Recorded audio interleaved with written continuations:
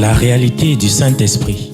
Le Saint-Esprit de Dieu est peu connu par les chrétiens parce que plusieurs ne l'ont pas encore revêtu et même pour ceux qui l'ont revêtu, il demeure un mystère. La lecture de ce livre vous permettra de le revêtir, de connaître son langage et de découvrir les mystères cachés de sa personne. Pour tout contact, appelez au plus 237 678 78 16 21 plus 237 242 0020 09 et il deviendra pour vous une réalité. La réalité du Saint-Esprit, un livre écrit par le révérend pasteur Caleb Ngwa à Tangana.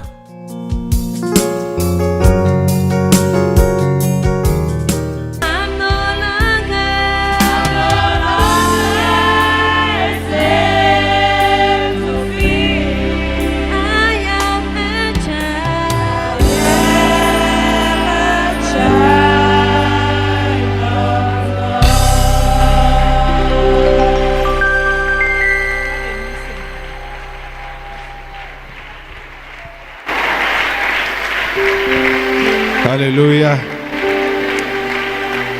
Merci Seigneur.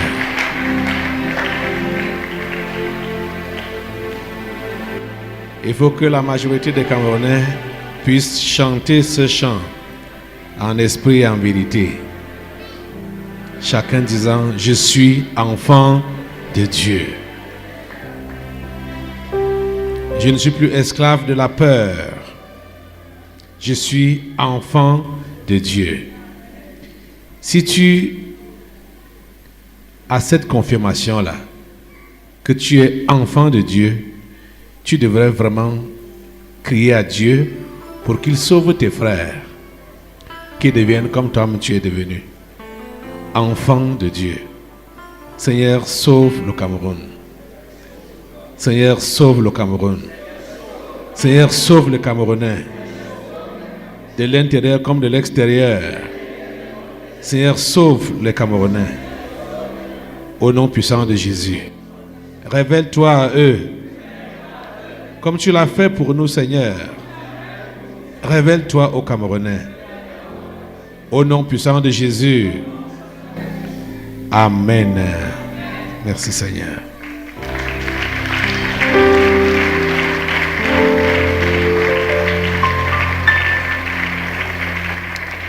Prenez votre Bible.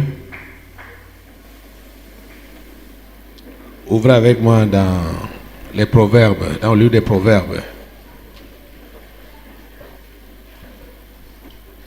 Ces derniers temps, selon la conduite de l'Esprit de Dieu, on a d'abord laissé le sous-thème l'importance de la restauration de l'esprit apostolique pour parler des chefs de nos populations.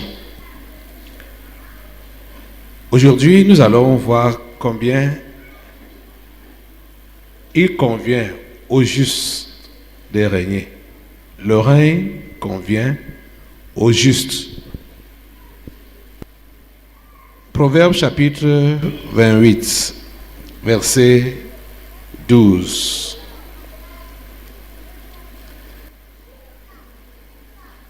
La Bible dit, quand les justes triomphent, c'est une grande gloire. Quand les méchants s'élèvent, chacun se cache. Prions le Seigneur. Notre Dieu, nous te remercions pour ta parole de ce jour. Bénis-la, bénis tout ce qui l'écoute, ici au Tabernacle de la Liberté, et partout ce programme est écouté et regardé dans le monde entier. Je prie que tu sois avec chacun, Père, au nom puissant de Jésus. Ouvre l'entendement de tes enfants, ouvre leurs oreilles du cœur, ouvre leurs yeux du cœur, et accomplis ta volonté dans nos vies, Seigneur, par cette parole, car tu ne parles jamais en vain. Atteins l'objectif pour lequel, ou les objectifs pour lesquels tu as permis que cette parole soit donnée. Esprit Saint, Nous comptons sur toi. Nous comptons sur ton assistance. Au nom puissant de Jésus, nous avons prié. Amen. Prenons place. Soyez tous les bienvenus à ce programme. Vous qui êtes ici présents au tabernacle de la liberté, et tous ceux-là qui nous regardent dans le monde entier, soyez les bienvenus à ce programme. Le règne convient aux justes. Et vous savez que pour l'être, c'est-à-dire pour être un juste, il faut d'abord être un humain. Ce sont les humains qui sont après la justice. Vous savez, Dieu qui nous a créés et qui a constaté que nous nous sommes égarés de lui. Nous sommes... Je parle depuis le premier homme, depuis Adam. Quand Dieu a constaté que l'homme s'est éloigné de lui, il s'est égaré. Dieu n'est pas descendu comme Dieu ou envoyé un ange, un esprit pour venir attirer l'homme vers lui. Non, ce n'est pas ça qu'il a fait. À ce qu'il faisait ainsi, il n'allait jamais réussir. Et il serait même difficile à l'homme de comprendre réellement le message de Dieu. Pourquoi l'homme ne comprendrait pas le message de Dieu si Dieu envoyait un ange lui parler? Pourquoi? Parce que l'ange n'a pas la nature de Dieu. Et l'ange ne pourra jamais avoir la nature de Dieu. Je veux dire, de l'homme.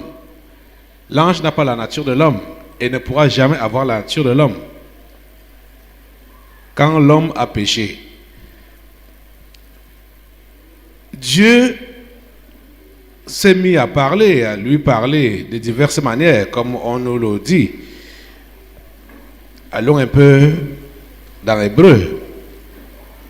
Voyons un peu l'introduction de ce Hébreux chapitre 1. Voici ce que la Bible dit. Après avoir autrefois, à plusieurs reprises et de plusieurs manières, parlé à nos pères par les prophètes, Dieu, dans ces derniers temps, nous a parlé par le Fils, qu'il a établi héritier de toutes choses, par lequel il a aussi créé le monde, et qui, étant le reflet de sa gloire et l'empreinte de sa personne, et soutenant toutes choses par sa parole puissante, a fait la purification des péchés et s'est assis à la droite de la majesté divine dans les lieux très hauts. Donc Dieu a parlé autrefois par les prophètes aux hommes. Mais quand on lit l'histoire des prophètes de l'Ancien Testament, en commençant par Moïse, il ne parle pas d'Abraham d'abord, qui est reconnu comme l'un des prophètes, ou comme les anciens, comme Enoch par exemple. Son histoire n'est pas vraiment longue, mais c'est quelqu'un qui était l'ami de Dieu. Mais quelqu'un comme Moïse, qui a eu à diriger des centaines de milliers de personnes, parlant au nom de Dieu, leur disant que voici ce que Dieu m'a dit de vous dire, voici ce qu'il m'a instruit pour vous. Il n'a pas été écouté. Il n'a pas été écouté. Au contraire, on voulait même le lapider, le tuer, disant qu'il dérangeait. Ses confrères trouvaient qu'il était un emmerdeur, il les dérangeait. et voulaient finir avec lui. Les autres prophètes ont suivi. Quand vous lisez l'histoire des prophètes, est-ce que ces gens-là avaient vraiment des disciples? Est-ce qu'ils avaient des disciples? Est-ce que les gens les écoutaient? Les gens ne les écoutaient pas. Et vous allez voir que quand bien même le peuple d'Israël se réclamait de Moïse, c'est-à-dire qui suivait les enseignements de Moïse, mais ils avaient tout dilué et ils faisaient à leur manière, pas comme Moïse avait prescrit. Pas du tout. Pas du tout. Pourquoi est-ce que ces gens n'ont pas pu suivre les conseils des hommes que Dieu avait envoyés leur parler? C'est parce que ceux-là que Dieu avait envoyés avaient la même histoire que eux-mêmes. C'est-à-dire la même histoire que le peuple à qui ils devaient parler. C'est-à-dire qu'ils sont nés aussi des femmes et qu'ils ont connu la faiblesse du péché. Et malgré qu'ils aient été suscités par Dieu pour parler à leur population, ce n'était pas évident que celle-ci puisse totalement prêter oreille et accepter, suivre les conseils que ces hommes de Dieu leur donnaient. C'est la raison pour laquelle Dieu a préféré envoyer, pas un ange, bien sûr.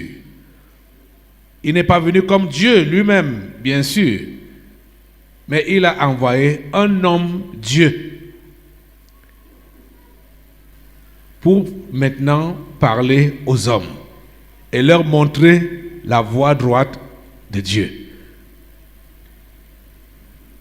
Jésus-Christ est celui-là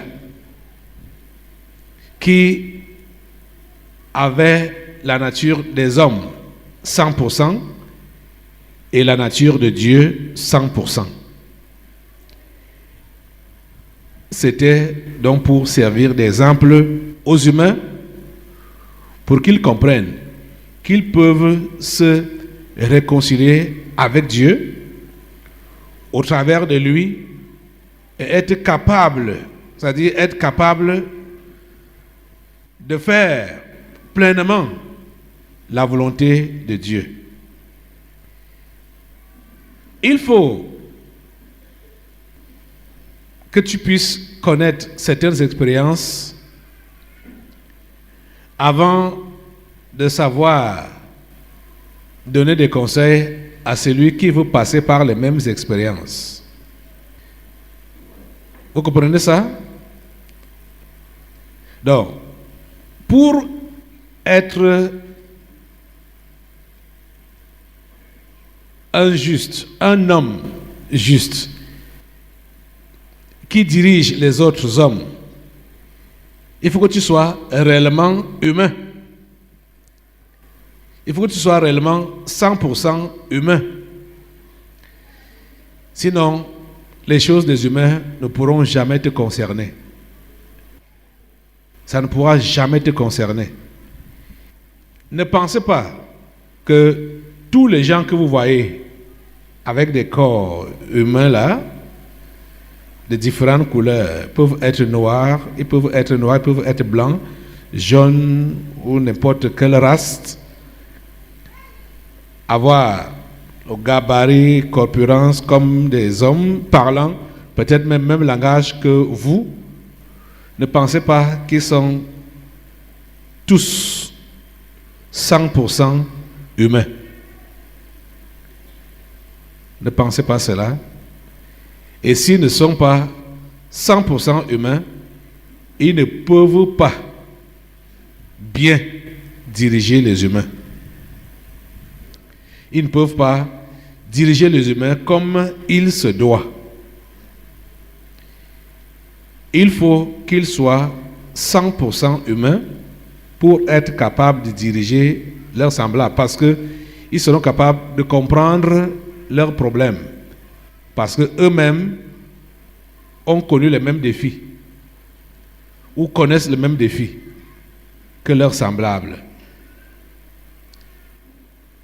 Quand vous voyez donc ce qui se passe aujourd'hui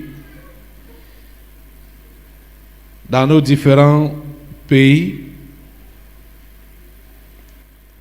vous voyez ceux-là qui sont à la tête et vous voyez ce qui se passe avec leur peuple, leur population, vous comprenez clairement que les uns et les autres n'ont pas certainement la même nature. Ils n'ont pas certainement la même nature. Et ceux qui ne sont pas humains ne peuvent jamais se soucier de la justice. Jamais. Ils ne peuvent jamais se soucier du bien-être des populations. Jamais. Ils ne peuvent jamais se soucier de ça. Et je ne sais pas s'il faut dire chance ou malchance que nous avons eue. C'est que ce sont soit des hybrides ou des anges déchus, crus, purs, qui nous ont d'abord précédés, c'est-à-dire qui ont précédé les vrais humains. Cela peut se comprendre dans les Écritures, dans Jean 10, 10. Le voleur ne vient que pour voler, égorger et détruire. Mais le bon berger est venu afin que ses brebis aient la vie et qu'elle ait en abondance. Donc, qu'est-ce qu'on voit? C'est le voleur qui est le premier à apparaître, à prendre position, à s'imposer, avant que maintenant le bon berger ne vienne. Donc, c'est ça que nous avons expérimenté et que nous expérimentons, que ce sont les anges déchus, les réincarnés, les revenants qui ont d'abord occupé les premières places. Les humains sont réellement des minorités, font des minorités et viennent trouver que les autres ont déjà occupé toute la place. Mais Dieu étant Dieu et ayant préparé chaque chose pour un temps donné, permet que nous puissions avoir aujourd'hui les yeux ouverts et surtout l'intelligence ouverte pour comprendre que nous ne devons plus rester en arrière et laisser ceux-là qui ne sont pas humains continuer à gérer nos choses, les choses des humains. Surtout, comme Dieu voudrait sauver le maximum de ceux-là qu'il a créés à son image, il faudrait qu'il y ait une accalmie de la méchanceté pour que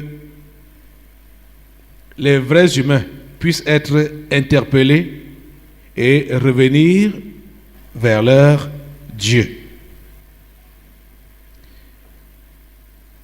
Quand les justes triomphent, c'est une grande gloire. Et quand les méchants s'élèvent, chacun se cache.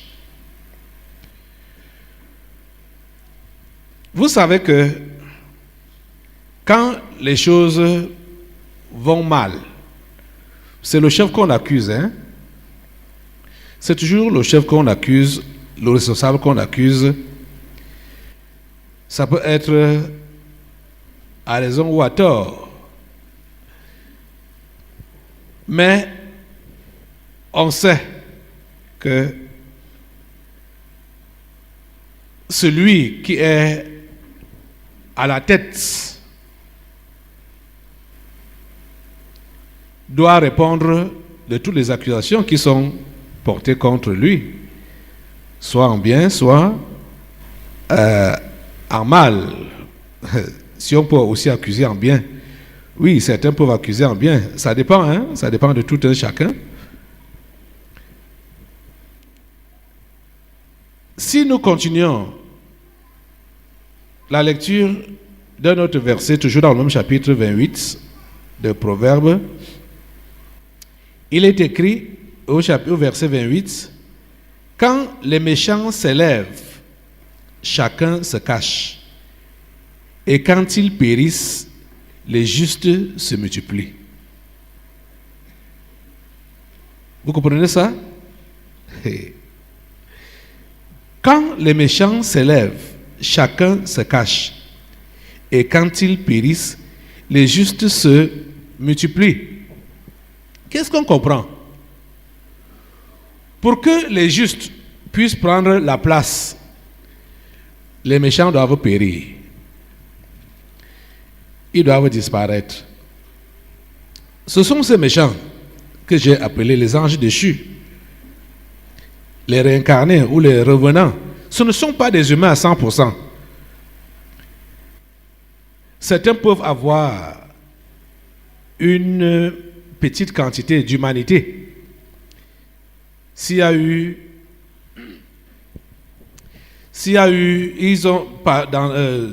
Durant leur parcours, s'il y a eu des humains dans leur passage, donc la quantité d'humanité peut se retrouver dans certains de ces anges déchus. Mais quand c'est infime, vous voyez que ça ne peut pas réellement influencer. Je sais que si vous êtes humain, vous êtes un humain naturel là. En regardant ce qui se passe autour de vous, vous n'êtes pas content. Et vous êtes conscient que le monde est rempli de ses adversaires. C'est-à-dire que la population est remplie de ses adversaires. C'est-à-dire ceux-là qui n'aiment pas l'humain. Ils sont plus nombreux. Ceci se voit encore bien clair quand tu as quitté ce monde-là pour le camp de Jésus. C'est là que tes yeux s'ouvrent bien. Et tu te rends compte que tu étais dans un monde terrible. Et quand tu regardes autour de toi, tu suis même les langages, les conversations, les actions. Tu te rends compte que la grâce de Dieu a été surabondante réellement dans ta vie de pouvoir quitter ce milieu-là. Parce que c'est la pourriture dans le monde. La pourriture. Et ceux qui sont humains et qui vivent dans cette pourriture-là, plusieurs, quand je dis humains, ça dit, ils ne sont pas à l'aise là-dedans. Malgré qu'ils sont entraînés à mentir comme les autres, à boire comme les autres, à se livrer dans le mal comme les autres, mais au fond d'eux-mêmes, ils savent que cette vie-là n'est pas du tout normale. Elle n'est pas du tout normale. Vous pouvez aller un peu dans les services publics. Vous allez lire les affiches qu'on a souvent mis au mur. Le service public est gratuit.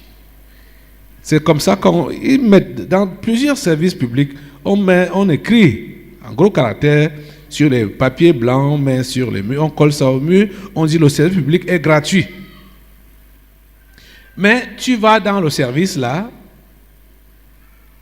on va te demander de l'argent sous une autre forme ou une autre manière. Tu te demandes au fait, qui a donc écrit l'histoire-ci? que le service public était gratuit. Eux-mêmes ont... C'est là qu'il faut juste se demander si la personne qui a écrit ça était humain, ou la personne qui a ordonné d'écrire ça est un humain. Comment est-ce que ce message ne peut pas passer? Pourquoi est-ce que ceux-là qui sont appelés à rendre des services exigent le soudoiement, exigent la corruption? Il faut appeler ça par son nom. Mais même comme parfois, ils prennent c'est-à-dire des méthodes que tu vas croire que c'est légal. Par exemple, ils peuvent vous dire qu'il y a telle pièce qui manque, il y a tel timbre qui n'est pas. Vous voyez? Et vous allez donner cet argent-là, croyant que c'est réellement pour compléter le dossier, sans savoir que c'était sa façon de te soutirer quelques sous sur un service qui devait te rendre gratuitement. Pas même gratuitement, il est payé pour ça. Les taxes qu'on paye sont là pour payer nos fonctionnaires. Vous voyez? Vous êtes donc en train de constater que les choses ne veulent pas changer. Pourquoi est-ce que les choses ne veulent pas changer? C'est parce que ceux qui gèrent ces systèmes-là, plusieurs d'entre eux ne sont pas des humains. Ce ne sont pas des humains. Ce ne sont pas des humains. C'est la raison que vous allez donc voir que les pleurs continuent, les lamentations continuent. Hein? Quand les méchants s'élèvent, chacun se cache.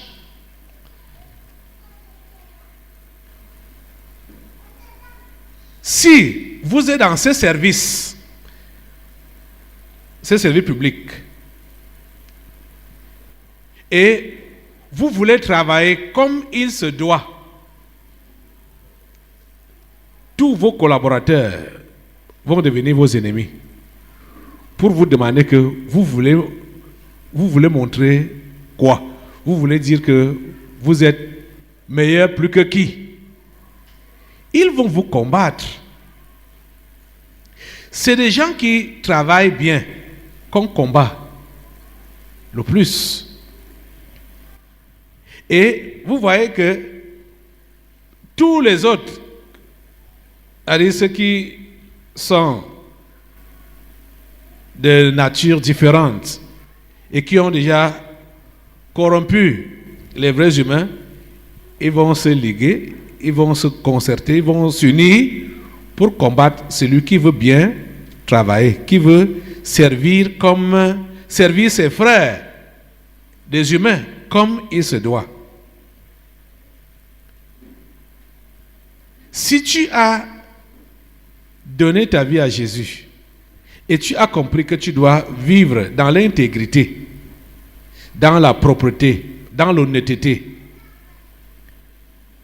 prépare-toi au combat. Ça c'est clair. Prépare-toi au combat. Et malgré ce que tu peux connaître donc comme combat, tiens ferme. Tiens ferme. Ne baisse pas les bras.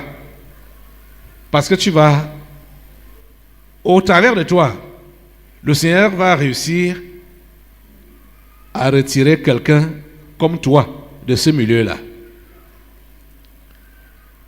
Notre témoignage ou notre évangélisation, notre message, ce n'est pas d'abord des discours qu'on est appelé à donner aux gens. C'est la vie pratique de chrétienté qu'on doit mener qui va attirer les humains qui sont comme nous à Dieu. Ne vous attendez pas qu'un ange déchu va se convertir, ni un revenant. Il ne peut pas se convertir. Quelqu'un qui est déjà venu sur cette terre plusieurs fois, Vous pensez que c'est qui? Hein? C'est un esprit, non? Vous pensez que c'est quand il est venu donc pour la deuxième, troisième ou quatrième ou cinquième fois sur la terre qu'il pourra changer? Non. Et il y en a comme ça, il y en a comme ça. Ce n'est pas des histoires. Tous ne peuvent pas vous le dire que moi, que tu vois là, je suis déjà venu ici sur la terre plusieurs fois. Tous ne vont pas vous dire ça. Mais nous savons qu'il y en a. Ils sont nombreux qui sont déjà venus plusieurs fois sur la terre. Et d'autres qui viennent directement même des abîmes, des anges déchus. C'est le genre de personnes qu'on ne peut pas redresser, qu'on ne peut pas corriger. Pour lui, le mal c'est le bien, et le bien c'est le mal. C'est comme ça. Le règne convient au juste. Mais le juste devrait avoir une nature humaine. Ça doit être un humain. C'est pourquoi quand Dieu a instauré, du moins a prévu que son peuple devait avoir un chef, un roi, il lui a dit, il faut qu'il soit ton frère. Donc ça doit être quelqu'un comme toi, donc quelqu'un qui a la même nature que toi. Ça ne doit pas être un étranger. Cette nature-là, c'est d'abord une nature spirituelle. Il faut qu'il soit réellement, spirituellement, s'il faut dire comme ça, spirituellement humain. C'est-à-dire que c'est l'Esprit de Dieu qui est en lui et non l'Esprit du diable.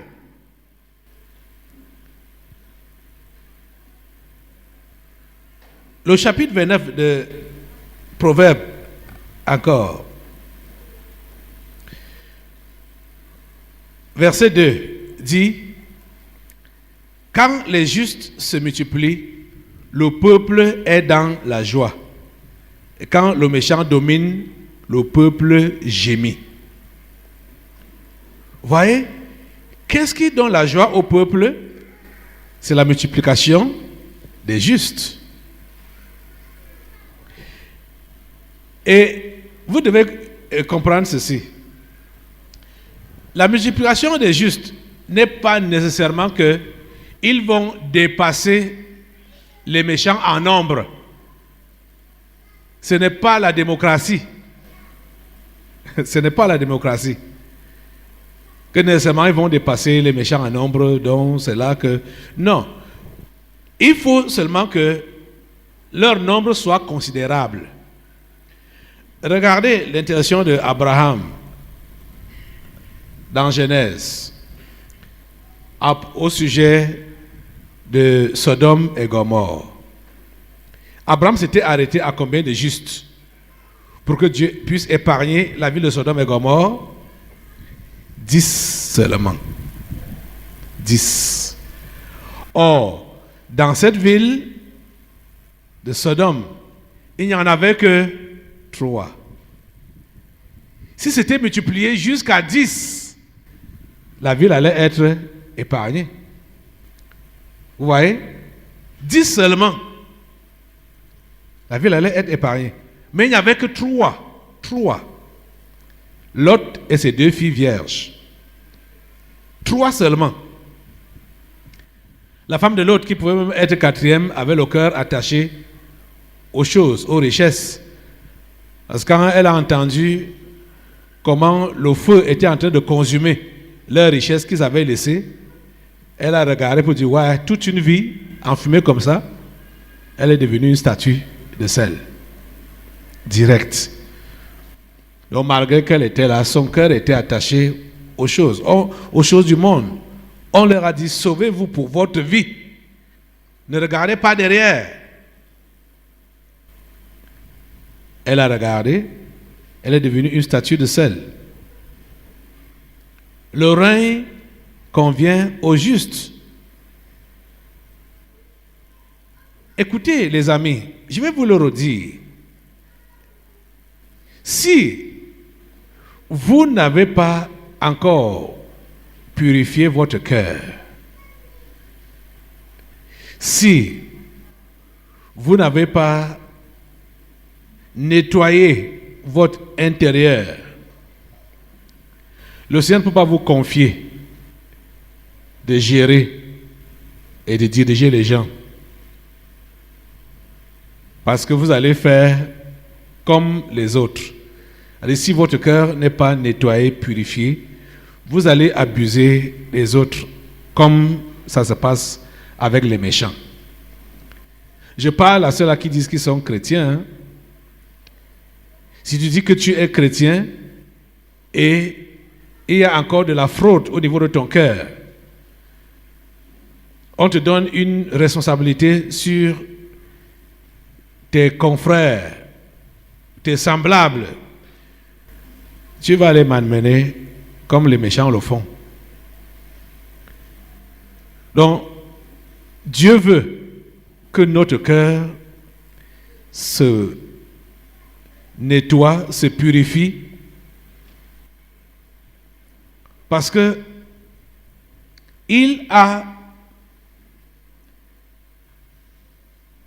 donné ses règles, et celui qui est à la tête pour diriger les autres doit savoir les règles de Dieu, les appliquer lui-même dans sa propre vie, et en conduisant les autres, il le fait avec la crainte qu'il a de Dieu. Si quelqu'un n'a pas la crainte de Dieu, il ne peut pas se soucier du bien-être des autres. Jamais. Il faut avoir la crainte de Dieu pour pouvoir se soucier du bien-être des autres. La réalité du Saint-Esprit. Le Saint-Esprit de Dieu est peu connu par les chrétiens parce que plusieurs ne l'ont pas encore revêtu, et même pour ceux qui l'ont revêtu, il demeure un mystère. La lecture de ce livre vous permettra de le revêtir, de connaître son langage et de découvrir les mystères cachés de sa personne. Pour tout contact, appelez au plus 237 678 78 16 21, plus 237 242 0020 09, et il deviendra pour vous une réalité. La réalité du Saint-Esprit, un livre écrit par le révérend pasteur Caleb Ngwa à Tangana.